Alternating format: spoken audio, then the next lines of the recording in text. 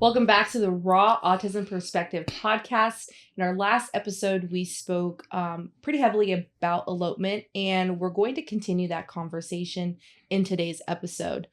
I'm Brittany, Vice President of Perfectly Puzzled, and we are joined by Samantha, CEO and founder of Perfectly Puzzled. And Ed, Community Director, Secretary. Wonderful. So I'm going to piggyback a little bit on what we were discussing in the last episode, because one of the things that Ed left off on that actually inspired this next part that I really want to talk is how Ed is currently doing things as a teacher. Ed's creating a safe space for his students, which we have heard, deep information on that from him.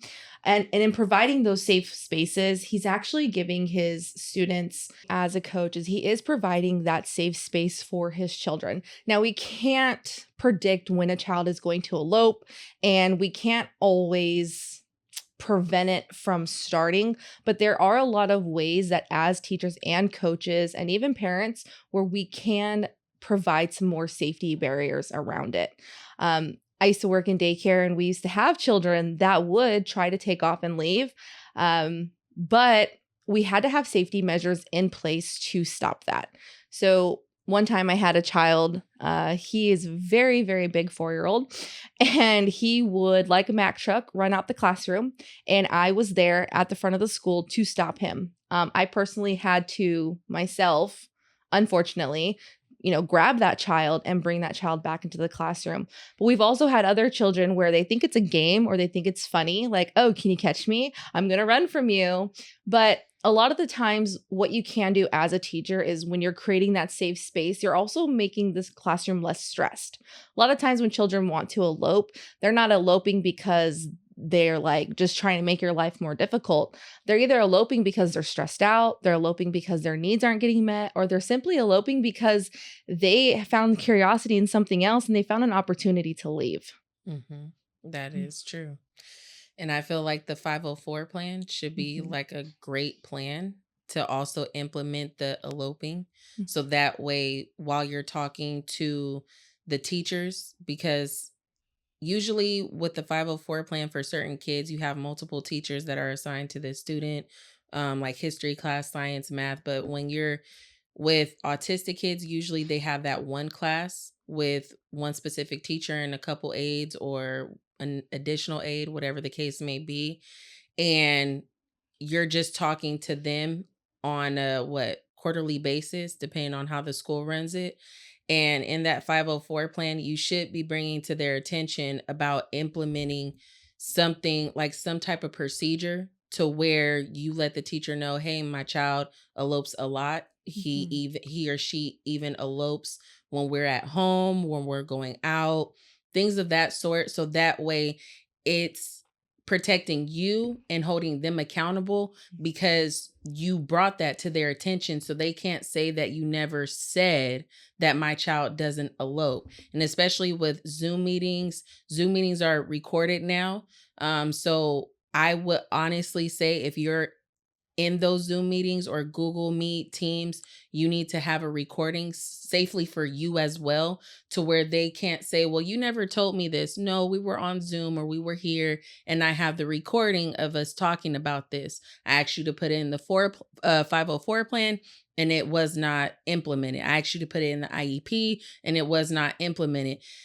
Does this help them? Yes, but it also protects you as well as the parent, because now you're not only is the teacher accountable, but you are as well, because teachers sometimes don't know everything about your child.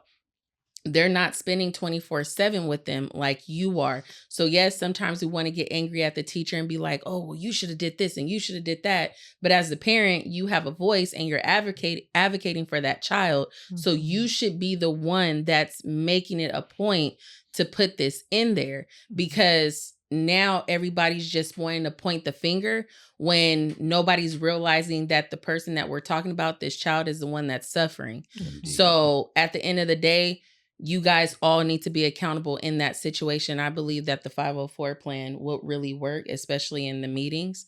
And if they say, well, we can't do anything about it, then depending on the situation, depending on the school, and the resources, I feel like it would be best for you to find a different school that can support that. Just like how we say, you know, some doctors are not able to do certain procedures, so they look outside of their what is it, their resource network. There you go, to try to figure out who can do this procedure, what surgeon can. Some schools can do it and some can't. Where my daughter goes to school, her 504 plan, her IEP was so detailed it didn't make no sense to them. And honestly, one school was able to accommodate everything that I stated. I talked about her eloping. I talked about her jumping off and possibly, you know, hitting herself if it ever came to that point because she can't get what she wants.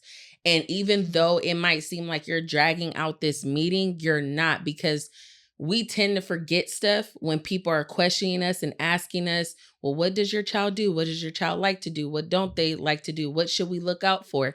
Things like that. You're so caught up in what they're asking you that you forgot what you needed to say to them. So in that moment, the day before your meetings, I would suggest, I know it's a little cliche, but literally get a Post-it note and just say, remember to ask these questions. This here. So that way, when they say, well, you know, Miss Waters, do you have anything else that you would like to add? Yeah. Yep. Yeah, because I couldn't get a voice in earlier. So yes. And I would add to that, don't be afraid to be the pain in the butt parent. Yeah. Don't be afraid to be the pain in the butt, because I don't care that the teachers cringe when I call. Like, my job is to advocate for my daughter. And if my daughter is telling me, and my daughter can tell me, your daughter can't tell you in most cases. But if my child is telling me something and I'm telling you as her parent that this is how it needs to be handled, then be the pain in the butt parent. I think so many people are afraid to ruffle feathers. I don't care. I'm going to call that school every day until you do what I'm telling you to do for my child, because that is why my daughter has a 504 plan. She needs help. Right. She needs assistance. It's not for you to decide, well, I don't want to give her 5 extra minutes. Why? Why don't you want to give her 5 extra minutes? Give her the 5 extra minutes that she needs. Like, and like you said, if they're not willing to accommodate and they're not willing to do and help with your child, then yeah, you need to find another school. Like, I feel like so many people are afraid to be like, well, I don't want to bother them. Bother them. Yeah. Like, freaking bother them. They are there to help your children learn and grow and to care for them. And no, they're never going to care for your child the way that you care for your child. But I'm sorry, I'm going to be the pain in the butt parent until my child graduates college. I am. I'm going to be calling the schools. I'm going to be telling them what they need to hear and what they need to do and what they need to know. I'm also going to be open to hearing some of the feedback. Like, oh, well, I think your daughter might be a little bit manipulative. Yeah, she probably is. She's trying to get what she wants, obviously. Yeah. But as her teacher, if I'm telling you that she needs these things, then you as her teacher who signed up for this job, who signed up for this career, you need to do those things. And to just say a little bit more on that. When it comes to my son and how we previously talked about his ADHD, I advocate for him as well on his 504 plan, because he does great academic wise. Awesome. But he is a class clown. And I love my son to death, but my son knows how to manipulate. My son knows what he makes me frustrated. But he just knows what he can and cannot do when it comes to certain teachers, especially when it comes to a new school, because they don't know him. So that's why I always tell them in a meeting, if you need to call me, call me. Yeah. But I understand that my son does X, Y, and Z, but I know that also my son right now doesn't have the foundation to be a leader right now, because he likes to follow. And he's going to make friends how he feels like he needs to make friends. And it's just because, no kid wants to be alone and things of that sort. But monkey see and monkey do. They will piggyback off of other kids. And he does it sometimes without even knowing that he's doing it. And I could tell them, redirect him, make him sit closer and, in front of the class, not to basically point him out, but just because he needs a little extra attention. And I know some parents, they get frustrated, like myself. There's times where I've cussed schools out recently about my son because, again, I'm an advocate for my son. I told you how he should be treated. I told you the things on what to do with him. And yet we keep having these same conversations when it's already listed on his 504 plan. Now, given no kid is perfect. No. At all. But a lot of kids are sponges, especially when they do have an ADHD and autism trait and they're going through this. They need repetitiveness. This is where you're going to have to repeat yourself. So if you feel as a parent that, you know, the teachers aren't listening to me, they're not taking what I'm saying into consideration, guess who's above them? The board. Go to the board, which I've done numerous of times. My sister has helped me many times fight with these people because I know how I can get because I'm passionate about my kid, but I can't sit here and act like my kid is a saint. So I know you're giving them hell, but now I have to help them, help you, help me. So at the end of the day, that's why I say it's a village because it goes beyond the family. It goes beyond the friends. It's also including the teachers, the coaches, and things of that sort. Did you want to imply on this one? I mean, y'all saying it all. I don't even know how to even chime in with that other than letting y'all, do y'all. But I will say that I agree.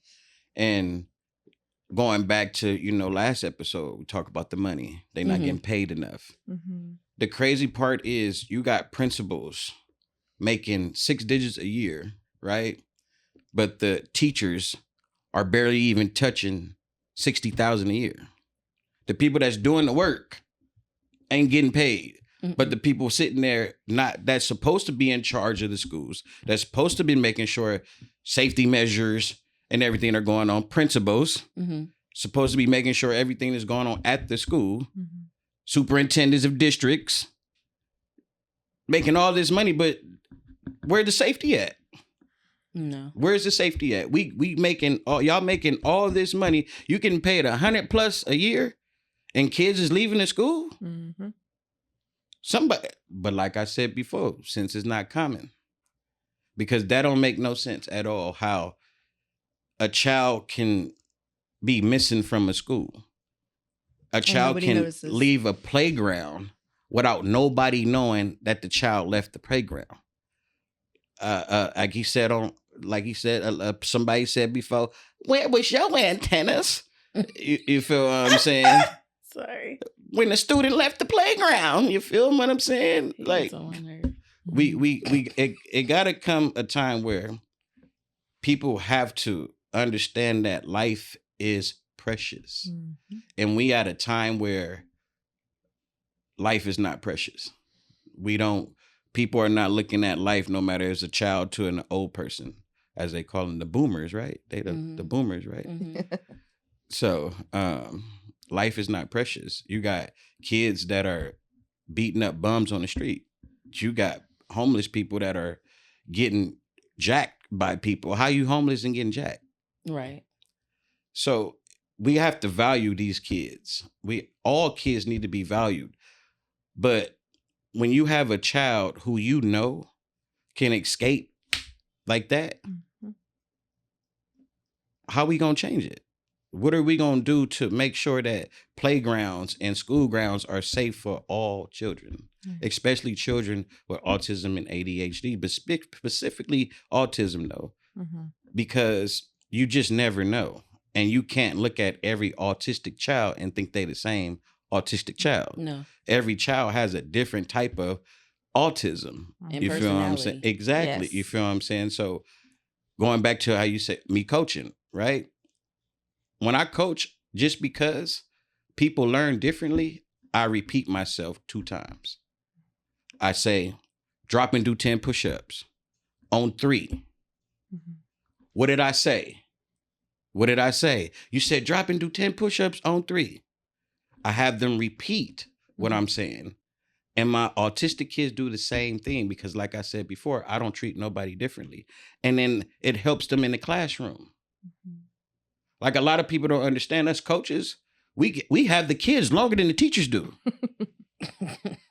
You got to remember, we on the field with them for 3 hours. They only in the classroom for 50 minutes, and that's different teachers that they dealing with. We got them the whole time. All these personalities. You feel what I'm saying? So when we help them on the football field, we try to transcend it into the classroom. That's why it's called student athlete. You feel what I'm saying? So teachers got to help us at the same time. Yeah. It's like you say, it's a village. It's a family. We all are a family when it comes to these children, education, and other activities they want to do. Mm-hmm. Say, for example, she want to do gymnastics or something. Mm-hmm. You feel what I'm saying? That's still a team. That's part of that. Yeah. And then if you want to work in education, for those of y'all educators, you got counselors who don't even know that the kid is on IEPs or 504s, but then the student gets sent to their office. How the counselor don't know that the student is on the 504 or IEP? There's no communication. There's accountability too. Falls back on that accountability. Principal, superintendents. This is stuff that need to be implemented in the district for all schools to follow it. You feel what I'm saying? Like, I don't know. It start at the top, and it got to trickle down to the bottom where everybody know. Mm-hmm. But it got to start somewhere, and it started with the California State Board of Education. Yeah. Period. No, I understand that. Well, bringing my next subject into here, there was one mom who stated on the news that what people don't understand is a 5-minute lapse in attention could mean I lose my baby forever. Yeah. And that's the reality for many autism moms. But I want to say that's the reality for fathers. That's the reality for any caregivers, guardians that have children with autism, young adults with autism, because people start crying when they see the news and they're saying, oh my gosh, poor baby, poor family, can't believe it was them. It couldn't be me. It could be you. Yeah. But you were blessed to not be in that situation. Not saying that it can't happen to you, but whatever school that you have them at, that school is making sure that it doesn't happen. And there's a lot of people who feel that there need to be supervisors on the playground because there's a lot of schools where autistic kids do not share the playgrounds along with the kids. I don't want to call them normal, like regular, but neurotypical. Neurotypical. I like because AD, and to explain what that means for those that don't know. I was just about to say, you got to tell the people what that means. So children who have ADHD and autism are called neurodivergent. That's just the way that their brain works. And then people who don't have ADHD or autism are considered neurotypical. So it's not that they're normal, it's just that it's neurotypical versus neurodivergent. All these which means words. the brain works differently. Yeah. Why we just can't say the brain work differently? Because we want to stay away from calling people normal. Because nobody's normal. Right? Yeah, exactly. Right. What is normal? So neurotypical would be the more, I guess, appropriate word to call somebody who doesn't have autism or ADHD. The reason why I say that is when you speak into a person in a low income, impoverished community, right? How do you explain that word to them? Like without ADHD or autism. That's dope. I appreciate just makes it shorter too, because I'm neurodivergent and I tell people all the time I'm neurodivergent and I'm proud, and yes, it has complications, but you learn to work with it. So do they understand when you say I'm neurodivergent? Do they? If I explain it like that, yes. Okay. And then the more you speak about it, then more people, join in on it. Because people will say like in layman's terms, like break it down to me to the simplest form. So like how you just said neurodivergent, ADHD, autism, and then some people have it misconstrued on exactly what it can be and what it can do. And people think like some ADHD could go hand in hand with autism. It does. Right. But some people don't. So it's just kind of like breaking it down, like using big words to them. I'm going to just say it like that and no disrespect. But some people be like, what the hell is that? Okay. What's she talking about? The hell is she saying? Like, I get it. but I don't get it. So Yeah. I understand. I thank you for bringing that verbiage to us, because there's a lot of people who do need to understand what neurodivergent means. And also, you know, if we could help you in any way to break this down, we sure will. It's just really hard for some people to understand, because they either didn't have the type of education to understand that, and because they don't have time to self-educate themselves on exactly what it is, that it makes it hard to understand in that type of community. And it's okay if you don't understand the big words and we have to break it down. It's cool, because I don't know what half of this stuff means, but I'll break down to you what I know. Yeah. So it's nothing to be embarrassed about. But going back to, as far as when they're at recess and they're playing, we need to have supervisors, mentors, or people outside who are watching them, actually in front of the gates of those exit points, because there are a lot of playgrounds where they do have exits, maybe about two of them. Yeah. So that's kind of normal in a playground setting, and they usually don't share the playground with other kids who are coming from different classes and so forth. So when they're having that timeout, I feel like if you can get a proctor out, which is the campus supervisor, if you can use them while, the other kids are in class to kind of help facilitate what's going on in the playground, that will really be helpful, instead of it just being, the county program, which is assigned to the autistic kids or, the ADHD kids. I feel like you guys can still use them to help out, because you're sharing this campus together. And I feel like you're going to make it a little bit easier instead of harder. And what is that? You work harder, not smarter. Work Work smarter, not harder. harder. Yeah. Work smarter, not harder. So it's just, if you implement that, I feel like that will alleviate a lot of things. But you have to be willing and wanting to do it, because if you're not going to keep following these rules, you're not going to keep following these 504 plans and IEPs, you're going to continue to have issues. And if you take what I say as bullshit today, I promise you next year is going to be something else. Yeah. And it's going to be something else and something else. And you're only one person. Yes. But at the end of the day, you took on this job, this responsibility. And you said that you would help protect and guide these students in the way that they should go.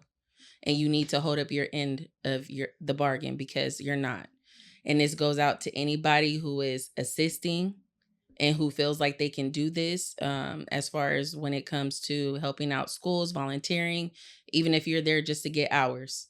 Take that job very to heart, very serious, because again, that hour that Hendricks was missing, he was floating in a lagoon, and his uncle found him. His uncle, not the school. And the school didn't notify his dad right away. And that's the most scariest feeling, because we could be at work and just thinking that our kid is safe, and they're not. And then to find out by the hospital that my son didn't even make it, that's like gut wrenching, because it's like, well, had I just took off today, maybe he'll still be here. And that's when it happens for parents. In their mindset, well, what if I didn't go to work? What if I just kept them? Oh, I knew I felt like they should never left my side today. Something just felt off today. And it was that. But at the end of the day, you're not responsible for what happened. The parents I'm talking to, you're not responsible for what happened, because it was the school's job to make sure that your child was being watched at all times. There is no way that a child should be able to get out of a school without a teacher or aide knowing. There is no way that should be happening. And my heart goes out to his family. Yeah. And I send you my sincere condolences. I know that is something that you probably don't want to hear right now, because you rather have your baby, and I get it. I've never experienced that, and I pray to God I don't. But at the end of the day, I could only imagine what you're feeling. And these schools saying that, my heart goes out to the family. You're putting that on the news, stating that my heart goes out to this family. Your heart doesn't. Your heart doesn't. Because if your heart went out to this family, you would have called that father instantly. So that way he can still contact his brother and let him know what's going on. But that is so sad, how a child was found by his own uncle instead of the school. He should have been found a long time ago, and he would still be here. I really feel that. 100%. I believe what schools need to do is they need to start to implement something, and I don't know if this is already a thing, but no empty exits. I feel like there's too many teachers talking with each other and socializing with each other, and they're not paying attention to the children that are in front of them, and they're not looking at the exits. They're not looking at what's actually going on because they're too busy socializing. And I'm sure that whatever happened, whatever investigation that they're looking into, that's all it's going to amount to, is that somebody somewhere was not doing what they were supposed to be doing because they were too busy trying to socialize. They were too busy trying to talk to this person over here or do this thing over here. And somebody is going to be held accountable.